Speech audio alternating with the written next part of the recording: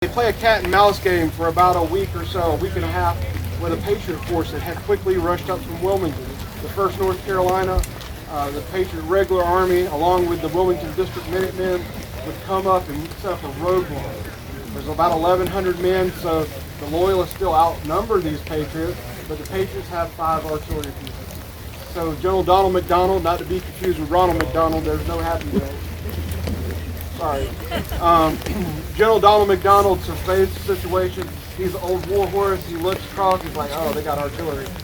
So he starts sending messages over to the Patriot commander, kind of biding his time until nightfall, where he would evade the Patriots by leaving his campfires burning, and he and his men would move out along a road that would actually come through this area. About a week or so later, 18 miles north of here at a place called Corbett's Ferry, there was another group of Patriots that had moved out from a place called Kingston, north. Who's been to Kingston? Y'all may have been to Kinston, right? Well, if you've been to Kinston, you've been to Kingston, because there again, they would change the name of the town after the war. So they moved out from Kinston, about 800 men or so, under the command of Richard Caswell. Caswell would bring with him his Minutemen company from the New Bern district, along with a couple hundred militia, and they actually were ordered to get this ferry crossing and capture that ferry crossing, sink the boats in the area, and hold these Loyalists there. But General Donald McDonald, being that sly old fox, as one of the Patriots called him, he had his men fanned out along the Black River and along the, I can't remember the name of the other river, but the 2 rivers that converge, they have them fanned out, and they're looking for ways across. They actually find a man who knows where a sunken skiff is. They paid the man to raise the skiff off the bottom of the river, off the Black River, and they begin ferrying their army 5 miles beyond Caswell's position at Corbett's Ferry, across that river, the Loyalists. The Loyalists will actually then send their pipes and drums, their bagpipes, as you've heard up there, the NC State pipes and drums. They send these bagpipes up to the ferry crossing, they're playing and they're kind of making a theme, and that's to capture the Patriots' attention. Meanwhile, the Loyalists had planned to outflank them. But at some point, Caswell realizes what's going on, and he orders his men to retreat and fall back on the Moores Creek Bridge. And Moores Creek Bridge, the reason why they decide to fall back here, Moores Creek, who's a basketball fan? We're in North Carolina, everybody's a basketball fan, right? Duke, Carolina, State. All right, so how tall is a regulation basketball goal? 10 foot. Moores Creek is 10 foot deep. And most of the time, right now it's a little less because we've had a little bit of a drought, or not a drought, but there's not as much as normally in there. But it's typically most of the time about 10 foot deep. So unless you can dunk, you're not wading across it. Okay? So Moores Creek makes an obstacle. So they know that the Loyalist army is going to have to converge on that bridge. And when they converge, when they get really thin, it makes them an easy target. So they plan to get here and throw up some earthworks. Throw up these earthworks and then convince the Loyalists to attack them. So they get here and they start building these earthworks on the 26th of February. Late in the afternoon, the Patriots don't stay on this side of the creek. They actually head over onto the west bank where all the loyalists are camped today. They're camped out over there, and the loyalist courier is sent in to talk with the Patriot commander about 6 p.m. On February the 27th. And so, and if you guys don't believe it's dark at 6 p.m., hang around out here tonight and see everything dark. So they go into the loyalist courier goes into the encampment on the other side, and all he sees is these Patriots on the same side of the creek they are. And he sees about 1,000 men, because there had been another group come up from Wilmington to support Caswell. The Wilmington District Minutemen would bring in 200 men. And so Caswell has an effective force now of about 1,000 after building these earthworks, and they're just camped on the west bank. And the loyalist courier comes in and he sees the situation. He hands a letter to Caswell's men to surrender. Meanwhile, he steps back and he starts writing down notes. He's like, yep, there's 1,000 men. They're camped on the same side of the creek as us, idiots. Because you never, ever, ever camp with your back to the water. If you camp with your back to the water and your enemy is in front of you, you're wrong. Because if he can somehow cut off that bridge access, if he can somehow cut off your route of escape, he has captured you.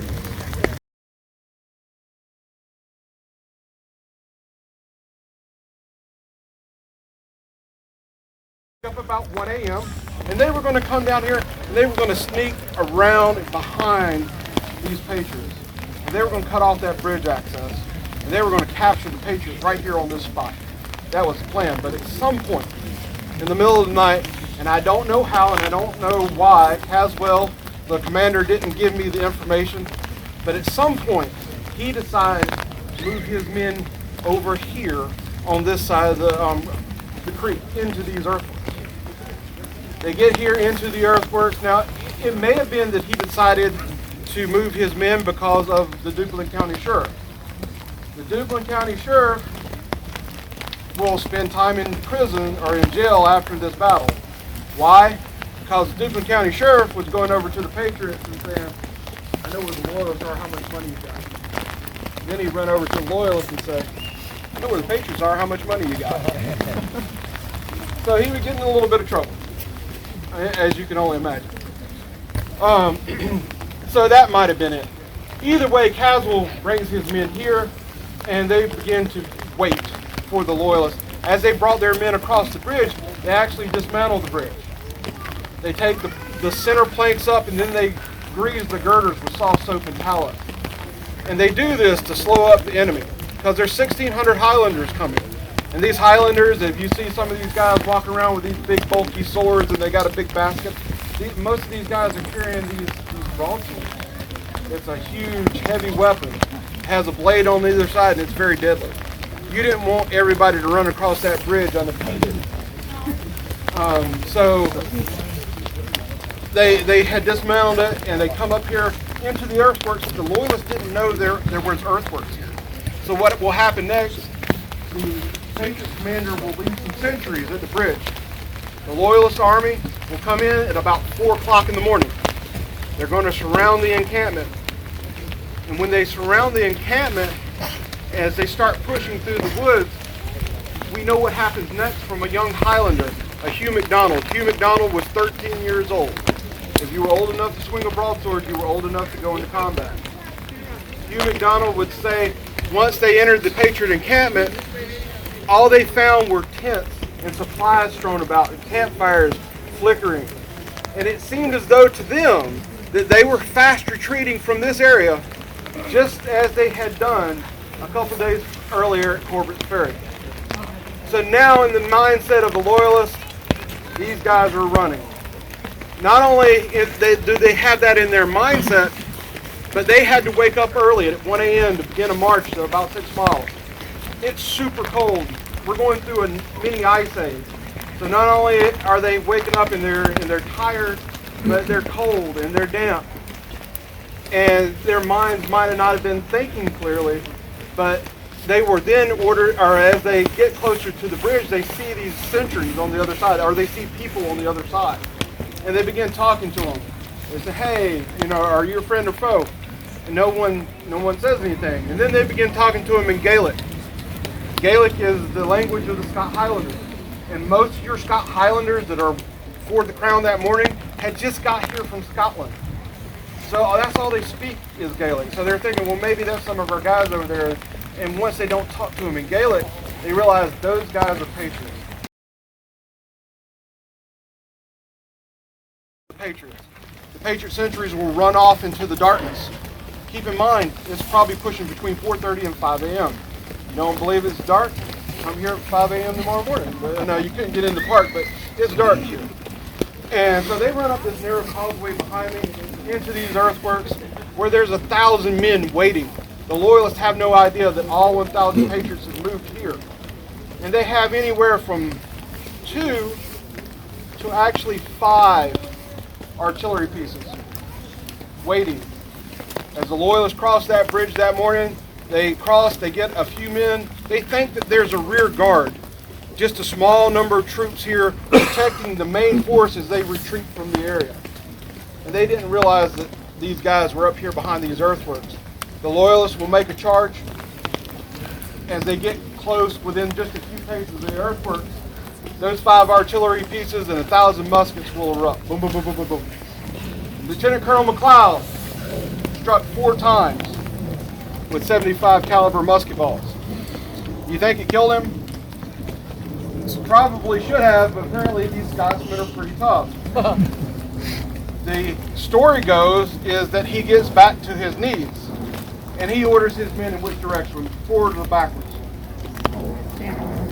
Forward and across the earthworks. Another volley rings out. In the Battle of Moores Creek, the initial charge is probably over in 3 minutes. Now, if you watch the film, or if you read some contemporary accounts, it'll say the Battle of Moores Creek is over in 3 minutes. It's not true. Where do we get the 3-minute mark from? We get it from pension records. Pension records were filled out 60 years after the fact. These guys were 20 years old when they fought this battle. 60 years later, they're now 80. And they're like, yeah, well, those tours pretty good. Probably only took us 3 minutes. Even in the time, even when you're in the thick of things. I was a submariner in the United States Navy. We did things. I cannot give you a time frame for it. And that was that was 20 years ago. Imagine 60 years. Yeah, like, yeah, we whooped them pretty good. And that's where that 3-minute mark comes from. And if you listen to the film really closely, it says by some accounts. This battle's not over in 3 minutes. That initial charge happens. The Loyalists will fall back. They will form up and they will come across that bridge again. They're pushed back by the artillery. They fall back, they form up, and they come across the bridge again. And they actually, after that 3rd charge, fall back, form up, and they come across this bridge one more time. After that last charge, they actually stand on the other side for about an hour, trying to figure out, well, we can't get across here, what can we do? Deciding that there was no way to get across, they decided it was time to retreat. So they retreated, and they headed back to the main encampment. The next morning when the sun came up, out here on this ground in front of us, they found 30 Loyalists dead, another 20 wounded. That's 50. Another 35 are MIA, so we have about roughly 85 casualties. Among the dead are Lieutenant Colonel McLeod and Captain Campbell. Lieutenant Colonel McLeod was shot repeatedly. I'm not going to get into too many gory details because there's young ones. But there was a lot of lead flying downrange that morning. The battle was over very quickly. Probably as many as 45 minutes is as long as it took. But your Patriots, we received 2 wounded. 1 man shot through the hand. A Private James Boyd, who's been to Poplar Grove Plantation, just north of Wilmington. A couple people have. He will actually build that plantation after the war. So the man who built that plantation was shot in the hand. Another man, a Private John Grady or Grady, depending on where you're from or how you want to pronounce it. You'll hear it pronounced both ways. His monument sits right over there.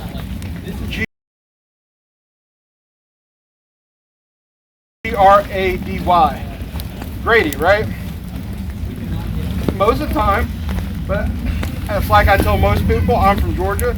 It's my God-given right to butcher the English language as much as possible. And we'll tell you it's Grady, and his family up the road here in Duplin County will tell you really quickly, it's not Grady, it's Grady. Either way, you'll hear it pronounced.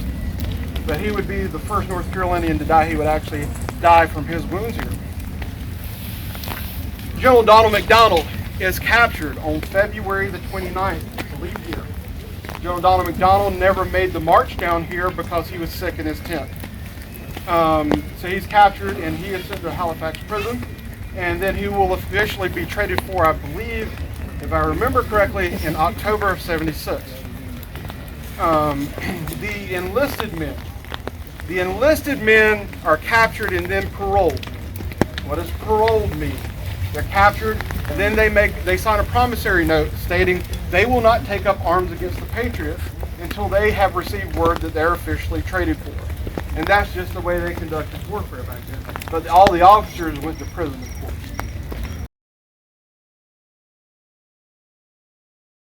of course. And on so many accounts of the folks who are end up here at Moores Creek or part of that general coalescing of loyalism within North Carolina are described as two categories. Tories or Scots, you find, and regulators. So many times it says this. It makes me think about or understand that they were distinct in some way, or that they were notable in their dress, or they were acted outside of the usual organization. And some evidence supports that.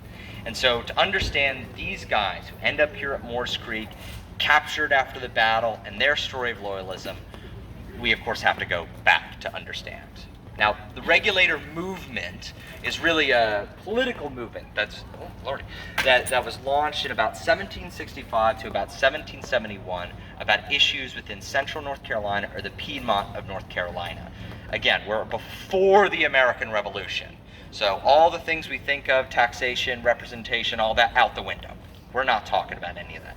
Everything we're going to talk about for the next little bit, so you understand the regulator perspective, is all localized issues and some more fundamental issues about how the local government worked.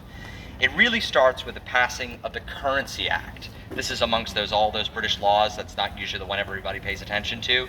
It effectively meant that all your debts and taxes had to be paid with hard currency. Thank you for watching our video. Please remember to like, share, leave a comment, and subscribe. It really helps us grow the channel. Also, if you're looking for more history-related content, then we invite you to head over to our website, americasbesthistory.com.